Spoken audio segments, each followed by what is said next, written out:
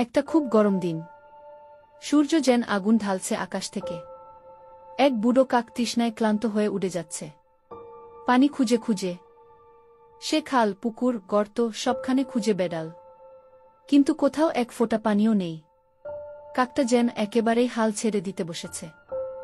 হঠাৎই এক জায়গায় চোখে পড়ল একটা মাটির হাঁড়ি। কাক কাছে গিয়ে দেখে হাঁড়িতে অল্প একটু পানি আছে, একেবারে নিচে।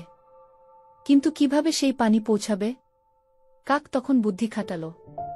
চারপাশ থেকে ছোট ছোট পাথর কুড়িয়ে এনে হাঁড়িতে ফেলতে শুরু করল। একটা, দুটো, তিনটে পাথর। ধীরে ধীরে পানি উঠতে লাগলো উপরে। কাকের চোখে ফিরে এলো হাসি, সে বুঝল কাজ হচ্ছে। শেষে পানি উঠে এলো তার ঠোঁটের নাগালে। কাক খুশি মনে পানি খেল আর ভাবল, বুদ্ধি থাকলে কিছুই অসম্ভব না। এই গল্প শেখায়, চেষ্টা আর বুদ্ধি থাকলে যেকোনো সমস্যার সমাধান সম্ভব।